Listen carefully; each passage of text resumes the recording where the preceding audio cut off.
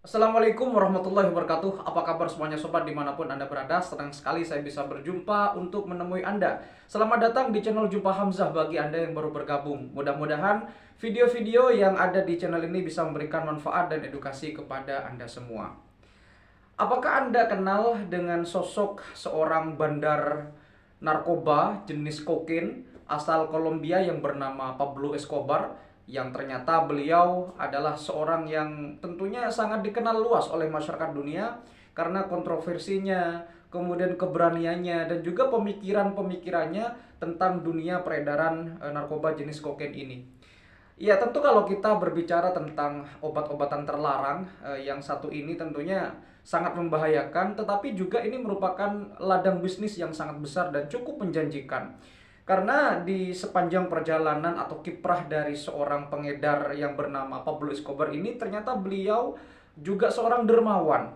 Dan ternyata beliau ini juga sempat menawarkan untuk bisa membayar hutang negara Kolombia kepada negara Amerika Serikat dengan perjanjian-perjanjian, ya, perjanjian yang tentunya bisa membuat perjanjian tersebut bisa menguntungkan di satu pihak, ya, atau disebut dengan perjanjian ekstradisi seperti itu. Lantas seperti apa sebenarnya sepak terjang dari Pablo Escobar ini, dan sekarang tentunya banyak masyarakat yang masih berupaya untuk terus berbisnis barang-barang yang haram ini. Tentunya selain itu kita juga bisa melihat bagaimana upaya-upaya Pablo Escobar terhadap kemiskinan, karena memang beliau selain juga pengedar, beliau juga dikenal ternyata sebagai seorang yang dermawan, suka membantu sesama. Mari kita lihat dan kita coba analisis. Jadi seperti apa sepak terjang sebenarnya dari seorang Pablo Escobar ini. Putar dulu ini.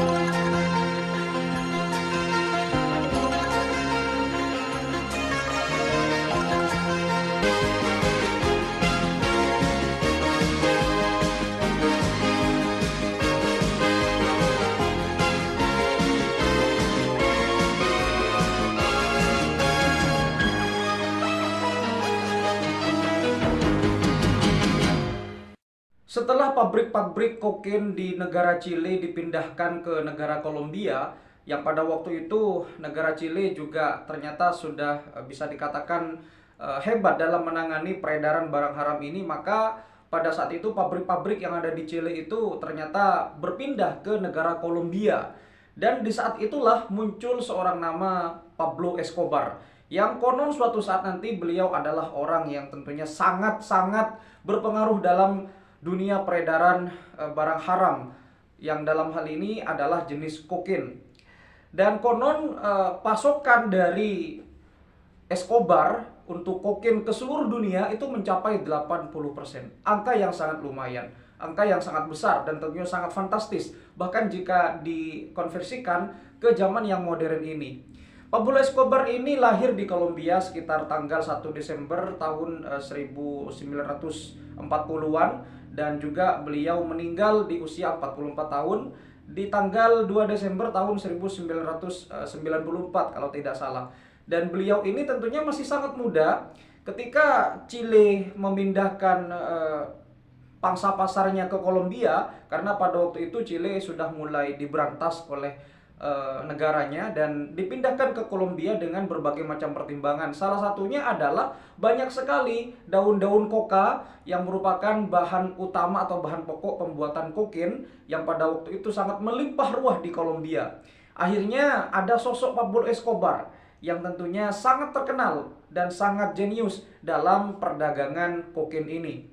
Sekedar informasi saja bahwa Pablo Escobar ini dulunya mengawali dunia-dunia perdagangan gelap itu dijual beli ijazah. Karena di masyarakat Kolombia, khusus di kota Medellin, karena beliau ini ada di kota Medellin. Jadi di kota Medellin itu orang-orangnya terobsesi untuk bekerja dan untuk berkarir, tetapi dalam jalan pintas. Makanya beliau terlibat dalam jual beli ijazah pada waktu itu, ya, di universitas-universitas yang tentunya ini juga tidak patut untuk dicontoh.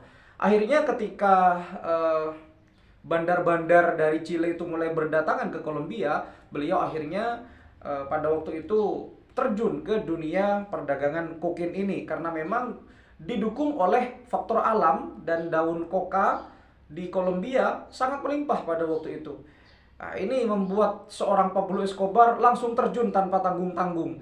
Dan di usianya yang ke-26 tahun, beliau sudah mengantongi uang 3 juta rupiah, 3 juta US dollar maksud saya, di uang sakunya.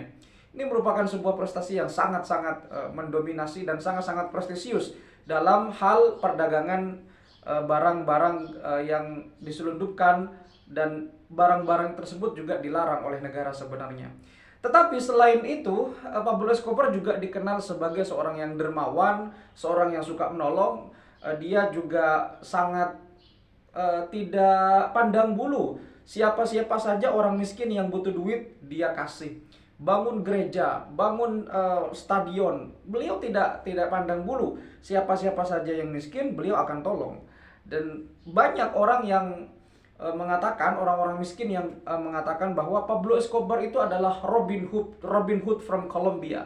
Jadi pahlawan atau Robin Hood dari negara Kolombia, karena beliau terkenal dengan kedermawanannya, suka menolong sesama, walaupun dalam tanda kutip beliau adalah gembong terbesar kokain sepanjang sejarah dunia modern.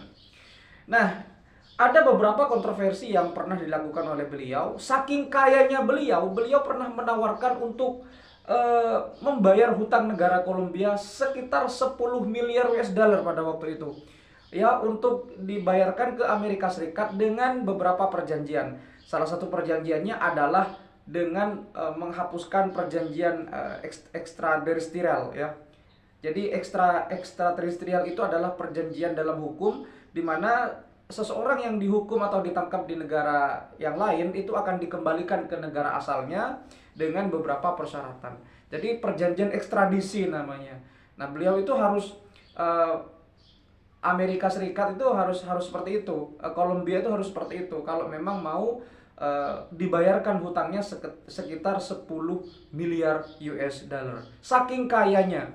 Dan menurut majalah Forbes, tercatat kekayaan Pablo Escobar ini, beliau tercatat sebagai 7 kali berturut-turut, ya, 7 tahun berturut-turut sebagai orang terkaya di dunia versi majalah Forbes tahun 1980-an hingga tahun 1990-an. Luar biasa. Ya, seorang pengedar barang yang gelap, katakanlah dunia-dunia gelap dalam hal ini adalah jenis kokain, masuk ke dalam jajaran orang terkaya di dunia versi majalah Forbes 7 tahun berturut-turut. Dan beliau juga pernah membakar uang sebanyak 2 miliar US dollar atau 20 juta US dollar atau sekitar 2 miliar rupiah, hanya karena untuk membuat anaknya tetap hangat. Jadi pernah suatu ketika anaknya itu kedinginan, karena Pablo Escobar ini sangat kaya, maka uangnya itu dibakar. Bayangkan, uangnya dibakar untuk menghangatkan tubuh anaknya biar tidak kedinginan. Akhirnya beliau membakar duit 20 miliar, sekitar 20 miliar, ya. Itu bukan main itu. Dan konon Pablo Escobar ini sulit untuk ditangkap, ya, karena memang beliau juga memiliki jaringan-jaringan internasional yang sangat kuat. Tetapi memang pada akhirnya Pablo Escobar ini ingin menjadi seorang presiden Kolombia, karena memang kalau orang kaya, ya, orang sukses biasanya akan berpengaruh di lingkungannya. Dalam hal ini adalah di kalangan-kalangan politik. Para politisi biasanya kalau mereka tidak dari seorang yang kaya raya, mereka juga dari kalangan-kalangan yang dipandang oleh masyarakat. Ya, tidak semuanya pasti seperti itu. Bahkan di Indonesia juga seperti itu. Ya, kemudian Pablo Escobar ini akhirnya difitnah oleh Amerika Serikat karena dituduh Kolombia ini menjadi ibu kota pembunuhan di dunia. Akhirnya Pablo Escobar ini konon dipenjara, dan beliau berhasil kabur dari penjara pada waktu itu. Dan akhirnya beliau kabur ke sebuah hutan, dan menurut laporan beliau itu tertembak gara-gara ada baku tembak dari kejaran-kejaran polisi, dan akhirnya beliau tertembak di bagian kepala, dan pada akhirnya beliau wafat di usia 44 tahun. Masih sangat muda beliau itu. Tetapi apa yang bisa kita petik dari kisah perjalanan sekelumit tentang kisah sejarah dari Pablo Escobar ini? Jadi beliau itu selain beliau adalah orang yang tentunya dalam hal ini memang berdagang di hal-hal yang tidak diizinkan oleh negara manapun, karena jenis narkotika itu biar bagaimanapun merusak generasi. Tetapi beliau itu tidak tanggung-tanggung untuk terjun ke dalam hal apapun itu. Jual beli ijazah, kemudian setelah itu adalah kokain. Tetapi di satu sisi beliau juga seorang yang dermawan, dan ketika orang-orang Kolombia bahkan seluruh penduduk dunia mendengar ketika beliau sudah wafat akibat baku hantam tembakan itu, dunia sangat kehilangan dengan sosok Pablo Escobar ini. Kenapa? Karena beliau itu terkenal dengan kedermawanannya kepada setiap manusia yang miskin, yang hidup dalam garis kemiskinan. Mereka tertolong sekali oleh Pablo Escobar ini. Tidak pandang bulu berapa banyak gereja-gereja yang dibangun oleh beliau, berapa banyak janda-janda yang terlantar yang dibantu oleh beliau, berapa banyak anak-anak yatim yang tentunya beliau bantu.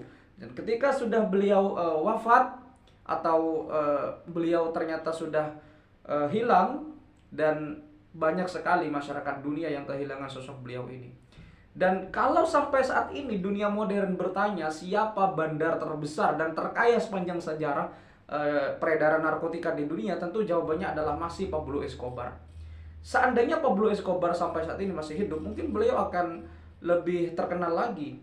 Karena kekayaannya itu sangat besar sekali, miliaran dolar. Atau mungkin ketika saat ini masih hidup beliau, mungkin beliau bisa menjadi elit global, bisa bersaing dengan Jack Ma, Elon Musk, Bill Gates, dan seterusnya. Karena memang kekayaan beliau itu sangat banyak yang dihasilkan dari perdagangan kokain.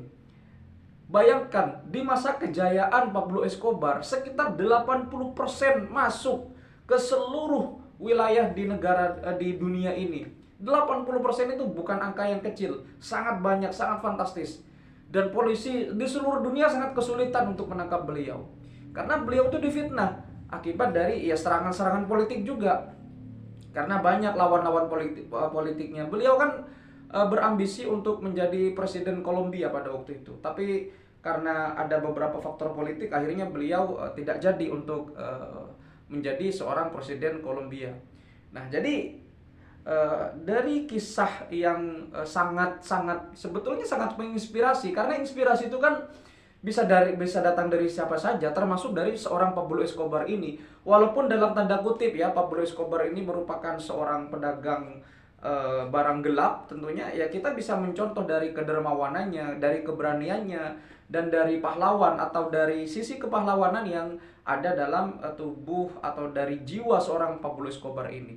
Walaupun pada akhirnya beliau itu berjuang sampai titik darah penghabisan, dari situ kita bisa berasumsi bahwa sebetulnya Pablo Escobar ini adalah orang yang baik.